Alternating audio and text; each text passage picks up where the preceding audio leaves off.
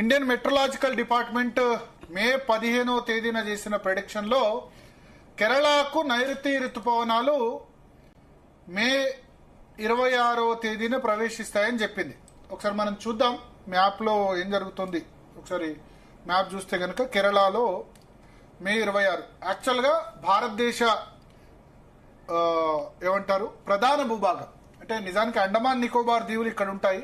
ఇక్కడ చేస్తున్న దగ్గర అండమాన్ నికోబార్ దీవుల్లో ఇక్కడ ఏదైతే కర్సర్ ఉందో అండమాన్ నికోబార్ దీవులు మే 15వ తేదీన ఋతుపవనాలు వచ్చాయి.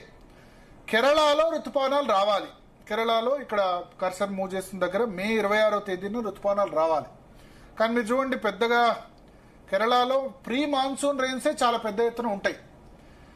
ఋతుపవనాలు వచ్చినట్టు ఎట్లా డిక్లేర్ చేస్తారంటే కేరళలో మొత్తం 14 కేరళ, లక్షద్వీప్, కోస్టల్ కర్ణాటకలోని 14 సెంటర్స్ ఉన్నాయి. ఐఎండికి సంబంధించిన రెయిన్ గేజ్ సెంటర్స్ 14 ఉన్నాయి. ఈ 14 సెంటర్స్ లో 60% అంటే 8 చోట్ల 2.5 mm కంటే ఎక్కువ వర్షపాతం వరుసగా 2 రోజుల పాటు నమోదు కావాలి. ప్లస్ గాలుల వేగం ఒకటి ఉండాలి. నైరుతి అంటే ఏంది? నైరుతి ఋతుపవనాలు సౌత్ వెస్ట్ మాన్సూన్ అంటారు. అంటే నైరుతి దిక్కు నుంచి గాలుల దిశ కూడా ఉండాలి.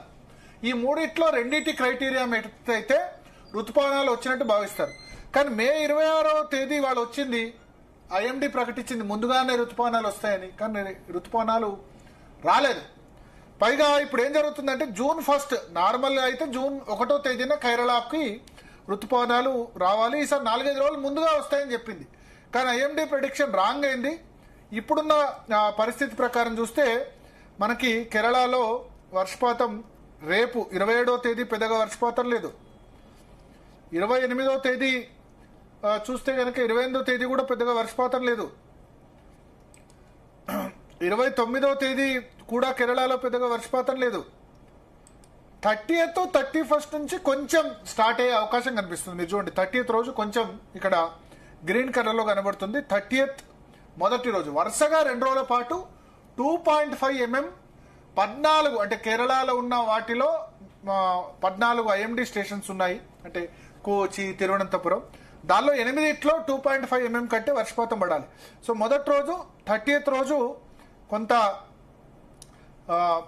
30th 31st నాటికి కొంత వర్షపాతం, అది కూడా పెద్ద ఏదో బ్లిస్టరింగ్ స్టార్ట్ ఏం కాదు, normal rainfall.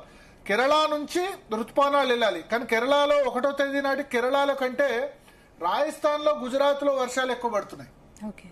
Because western disturbance ఏదైతే ఉందో 28, 29 తేదీలో వెస్టర్న్ డిస్టర్బెన్స్ ద్వారా అక్కడ 1వ తేదీ 2వ తేదీ అక్కడ వర్షాలు ఎక్కువ పడుతున్నట్టుగా ఇప్పుడు మనకున్న వెదర్ మోడల్స్ అన్ని కూడా చూస్ చేస్తున్నాయి. సో ఇప్పుడు 2, 3 తేదీల నాటికి కూడా అసలు ఋతుపవనాలు వస్తాయా కేరళకి?